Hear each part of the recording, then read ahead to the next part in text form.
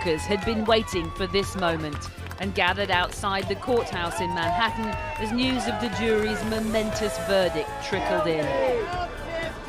Guilty! It took them just under 10 hours to pronounce Donald Trump guilty of all 34 charges. Guilty! Branding the former and still perhaps future president, the highest office in the land, as a common criminal. Count 26! Guilty! Only this criminal lives in a golden tower. If they can do this to me, they can do this to anyone. Donald Trump predictably cast himself as the martyr today in a 40-minute monologue where he claimed he'd already raised nearly $40 million in donations off the back of his conviction. It was a rigged trial. We wanted a venue change where we could have a fair trial. We didn't get it. We wanted a judge change. We wanted a judge that wasn't conflicted. And obviously he didn't do that. Nobody's ever seen anything like it. The salacious case of the former president and the adult film actress Stormy Daniels was a risky bet from the very start. Other New York prosecutors had pored over the evidence years before and concluded they could not bring charges against Donald Trump. And yet New York's District Attorney Alvin Bragg made the bold decision to bring the case anyway last April. It was a stunning moment in American legal and political history, the first ever indictment of a former US president. To win their conviction, though, the prosecution persuaded the jury that Trump had engaged in a cover-up, falsely classifying hush money to Stormy Daniels as legal expenses to silence her allegations of an affair that Trump believed threatened his chances of winning the 2016 election. Everyone wants to pick on the fact that he slept with a woman, but it's really not about that. It's about keeping information from the American people in advance of an election. Down the felon! Down the felon! Unsurprisingly, in heavily Democratic New York, there was celebration that the brash billionaire appeared to have got his comeuppance. Finally, some accountability. He is not a Teflon Don anymore. He's a convicted Don. Don the felon! But there was visible pain for the Trump devotees. Save America! He was wrongly convicted. The man is innocent. Who cares who he sleeps with, if he goes to see prostitutes? I don't care. I see you bought the wig. Oh, yes. Well, I'm trying to support my guy. Draw attention to our side, too. So he's your guy. You must be feeling pretty glum. Yes, we're in shock. I still don't believe it. People love Trump. The jury of his own peers has convicted him. It's New York. It's a clown show. What do you want? In a divided country facing an election, the verdict now presents Americans with a stark question. Can they back a convicted criminal as their next president? It's been 5 weeks in the making, but today the jury has spoken. And Donald Trump is today leaving this court, the former president, as a convicted criminal. Not an understatement to say that that is history right there. In the melee, we ran into the court artist who captured Donald Trump's face the moment the verdict was read. The jury foreperson read the verdict, and as soon as the foreman said guilty, he shut his eyes, and he looked down, and then he shook his head. So he looked emotional. Oh, he looked angry and depressed and aggravated. Donald Trump is furious, but we know he'll try and wear his convictions as a badge of honor.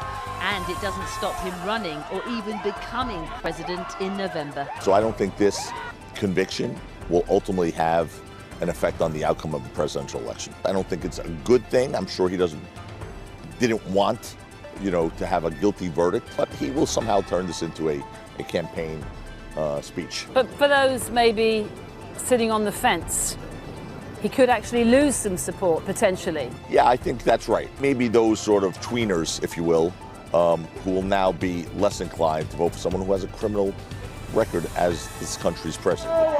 That's the million-dollar question that Trump no doubt will be agonizing over as he remains holed up in his Manhattan skyscraper today. Guilty! Guilty! Guilty! How, if at all, the guilty verdict will impact him in the polls ahead of Election Day.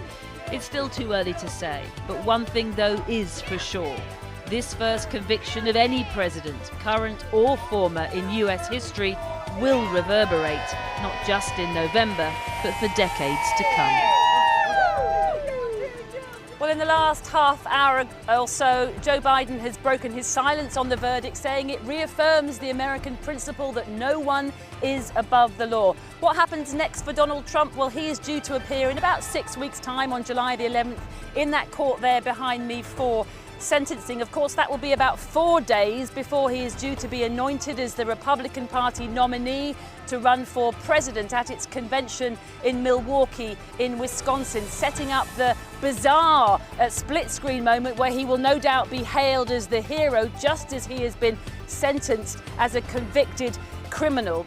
The judge could give him anything up to 4 years, as you mentioned, but that is seen as unlikely. Trump is a 77-year-old man. This is his first offence, and it is a non-violent crime. But the mayor here in New York says that the notorious Rikers Island prison is ready to receive Donald Trump if that's the way the judge chooses to go. It is more likely, though, that he will face a fine or some form of community service, or the indignity, more likely, of probation, where he will be monitored but most likely allowed to continue to carry on campaigning. One thing that we do know for sure, he has confirmed today, is that he will appeal the conviction and the sentence, and that this is likely the only case that will be heard between now and November, because the other 3 far more serious criminal cases against him around January the 6th and stolen documents, Donald Trump has successfully managed to kick into the long grass. Siobhan Kennedy. Well, I'm joined now by Mick Mulvaney, who was Chief of Staff at the White House under President Trump. Thanks for joining us. Would you agree that whichever side of this argument you're on, this is a really bad moment for America, because you have a president and a presidential candidate who is now a criminal convict, and his response is to undermine the American judicial system and say it's all rigged and it's terrible?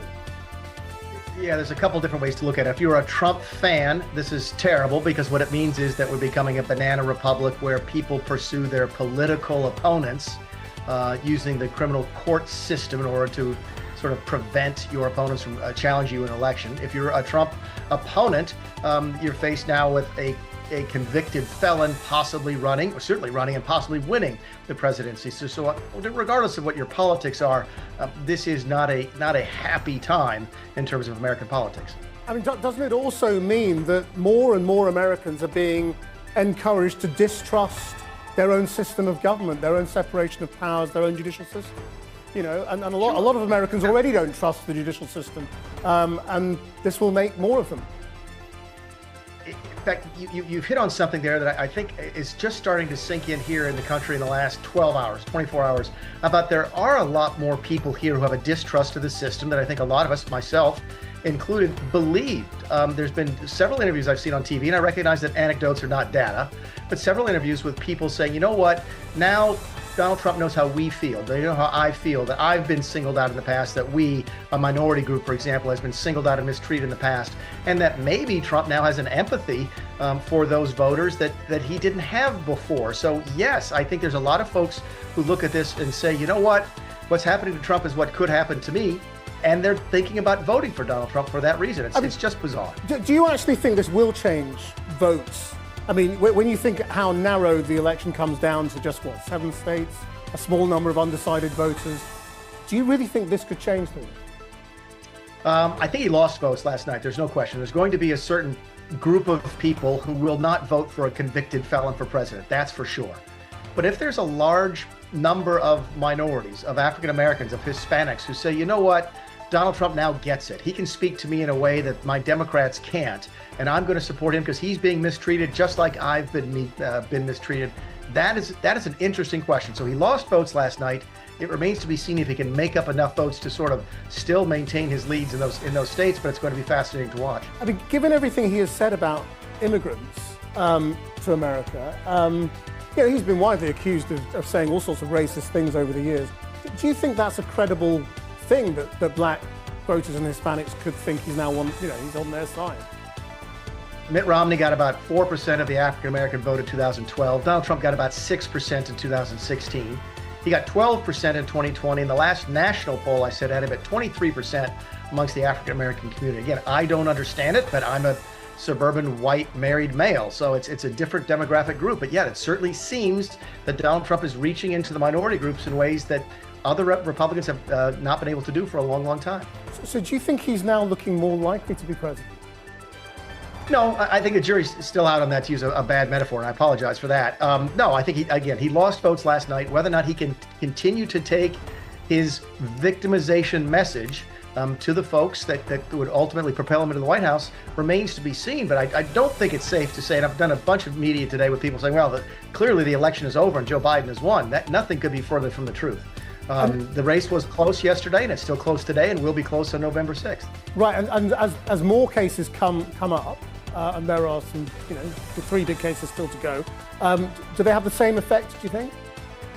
Probably not, just because it's unlikely that any of those 3 cases will be actually heard and adjudicated before the election itself. So while it still hangs over the president, a former president, while it will still take some of his time because he may have some pretrial motions, etc., that certainly generate a lot of press, we don't anticipate another jury coming back with another decision before the November election. While you're with us, can I just ask you about another breaking news story that's happening at the moment, which is that Joe Biden has announced what looks like a new deal offer for a ceasefire in Israel, Gaza.